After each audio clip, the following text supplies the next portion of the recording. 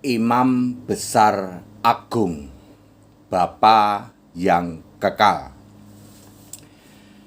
Saya Pendeta Henry Tandianta, Master of Bibliology Study. Bapa yang kekal itu cuma ada satu ayat, Yesaya 9 ayat 6. Demikian pula Imam Besar Agung, cuma ada satu ayat, Ibrani 4 ayat 14.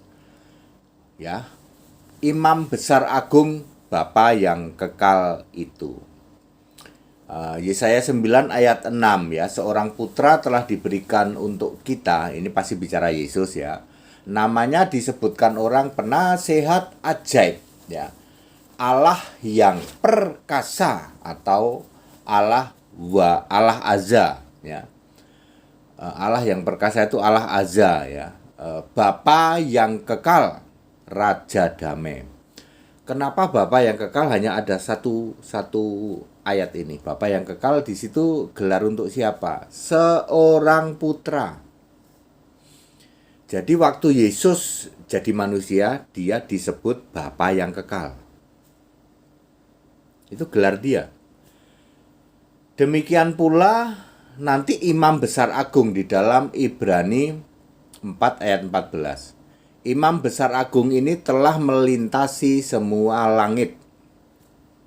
Tapi perhatikan, yaitu Yesus anak Allah. Loh Pak, Imam Besar Agung kok Yesusnya masih anak Allah? Karena anak Allah ada dua pengertian.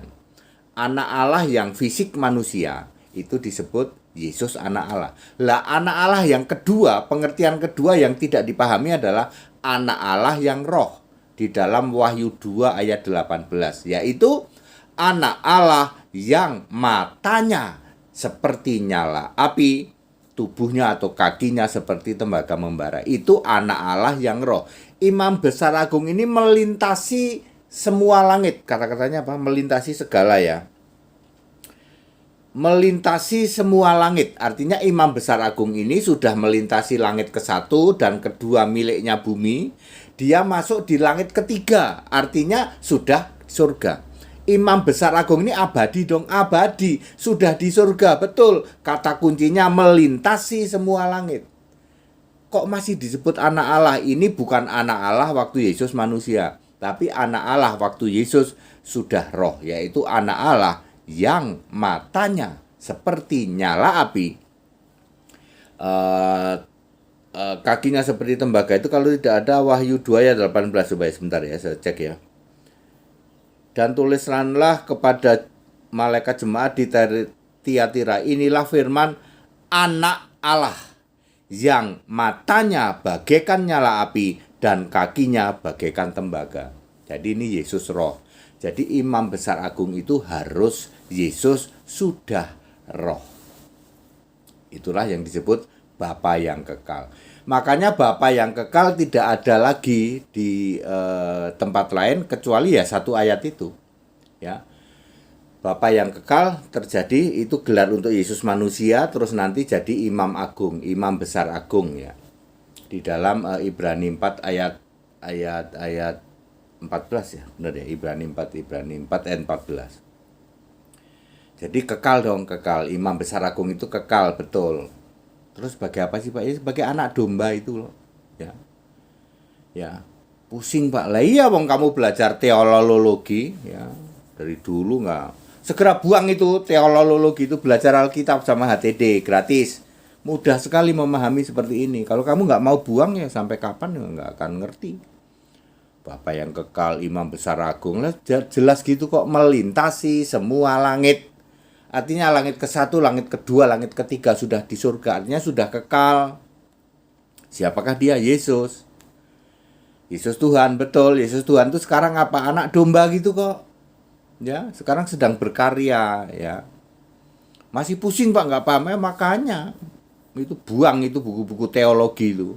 Ajaran-ajaran sampah teologi itu buang, bakar. Buku satu lemari itu. Kembali ke Alkitab, mudah sekali memahami. Kamu ditanya atau sama orang-orang dari luar kekristenan, Imam Besar Agung itu siapa? Melkisedek atau Yesus? Ya jelas Yesus gitu kok. Karena kata Imam Besar Agung itu hanya ada satu ayat. Ibrani 4 ayat 14. Demikian pula Bapa yang kekal itu siapa? Ya imam besar agung itu. Ya, siapa ya? Anak domba itu. Anak domba itu Bapa yang kekal yang ditulis di dalam Yesaya 9 ayat 6 itu. Lah kalau Allah, ya Allah itu alfa omega, tidak disebut Bapa yang kekal, ya. Makanya tidak ada penyebutan Bapa yang kekal untuk Allah, ya. Bapa yang kekal itu alfa omega itu loh. Kalau untuk Allah ya, alfa omega dari awal sampai yang awal yang akhir itu. Oh begitu Pak. Jadi Bapa yang kekal itu imam besar agung, betul. Anak domba Pak, betul. Kalau alfa omega dari dulu ya Yesus Allah. Yesus eksistensi Allah itu selalu ada Allah dan Tuhan. Sama Pak, sama. Sekarang Allah duduk di tata surga itu Yesus, sementara yang berkarya disebut anak domba. Tuhan itu ada bisa jadi 5. Pertama firman, kedua Yahweh, ketiga Yesus fisik manusia, keempat itu adalah Yesus tubuh kemuliaan, kelima Yesus anak domba. Itulah Tuhan. Kalau Allah tetap aja Yesus di tata surga. Makanya Yesus itu satu-satunya Allah. Ya. Satu-satunya Tuhan juga Yesus Kristus, karena baik firman itu juga Yesus, Yahweh juga Yesus, Yesus manusia juga Yesus, Yesus tubuh kemuliaan juga Yesus, anak domba juga Yesus. Jadi semua ya ujung-ujungnya muter-muternya ya satu Allah, satu Tuhan Yesus. Allah yang satu adalah Tuhan itu berapa ya? Roma 10 ayat 12 kalau tidak salah. Jadi clear Bapak Ibu Saudara tentang imam besar agung dan Bapa yang kekal. Ini memang menjadi sumber blunder dari para penyembah Bapa bertanduk. Penyembah Bapa bertanduk, Bapa iblis. Umat Katolik dan umat Protestan ini kan maunya Bapa itu jangan hilang. Iya, tapi dia nggak paham Bapa yang kekal itu siapa. Jelas seorang putera gitu kok. Seorang putera telah diberikan untuk kita. Namanya disebut penasihat ajaib. Jadi nanti yang penasihat ajaib itu apa? Roh Kudus. Roh Kudus siapa namanya? Yesus. Penasihat ajaib. Allah yang perkasa itu siapa? Maha kuasa. Siapa itu? Yesus. Wahyu 1 ayat 8. Bapa yang kekal siapa itu? Imam besar agung. Siapa itu? Yesus. Raja damai itu siapa? Nanti di kerajaan 1000 tahun siapa? Anak domba. Anak domba itu siapa? Yesus. Lu kan udah ketemu toh? Udah ketemu, ya. Bapa yang kekal, imam besar agung adalah Yesus. Ingat kata kuncinya, melintasi segala langit. Ibrani 4 ayat 14. Very simple toh? Very clear. Jadi Anda umat Katolik dan umat Protestan, kalau kamu ingin mempertahankan supaya Bapa ini tidak hilang, pahami Bapa yang kekal, imam besar agung, Yesus Kristus. Masalahnya Yesus tidak pernah mengatakan aku imam besar, Bapa yang kekal, aku ini Bapa. Yesus nggak pernah ngomong gitu. Yesus berkata, aku Alfa Omega, Tuhan Allah, Maha Kuasa. Jadi kalau kamu nyebut Yesus itu Bapa kekal ya salah. Bapa kekal itu untuk kondisi sebagai imam besar agung. Ya, sebagai anak domba itu. Ya, konteks waktunya seperti itu. Bapa yang kekal itu seorang putra, lalu imam besar agung ya. Seorang anak Allah, tetapi bukan anak Allah yang fisik ya. Anak Allah yang matanya seperti nyala api. Tahu nggak kalian ya? Yesus berkata anak Allah itu cuma satu kali, ya cuma di Wahyu 2 ayat 18 itu.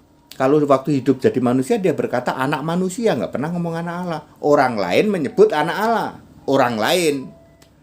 Ya, tapi Yesus tidak berkata aku anak Allah, aku anak manusia. Ya, ketika sudah roh dia berkata aku anak Allah, firman dari anak Allah. Wahyu 2 ayat 18. Jadi very clear ya. Sekali lagi saya sampaikan, jadilah orang Kristen. Ayo, daripada kamu cuma ngaku-ngaku Kristen doang, Katolik dan Protestan akan tiba saatnya ya. Ngaku-ngaku Kristen doang akan finish.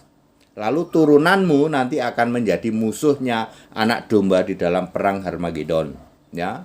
Nanti kalian akan gabung dengan Kedar Arab ya.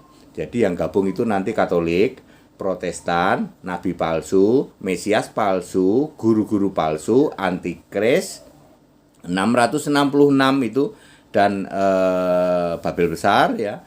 Itu mewakili penyembah patung ya. Kemudian kemudian kambing terkutuk itu mewakili penyembah segitiga, ya, kemudian antikris, kemudian nabi palsu, mesias palsu, guru palsu, dan bergabung dengan Kedar, ya. Itu nanti jadi musuhnya Yesus anak domba dalam perang Harmagedon. Ya, jumlah orang percaya tidak akan bertambah, hanya 15%. Jadi memang iblis lebih berkuasa kepada kalian umat-umat Katolik, umat Protestan, sehingga kebenaran Alkitab disampaikan gini nggak mempan. Anda tidak bisa membantah tetapi tidak mempan, gitu. Begitu ya. Ya. Ya, oke ya, jadilah orang Kristen penyembah Yesus Kristus, satu-satunya Allah yang benar. Haleluya, amin.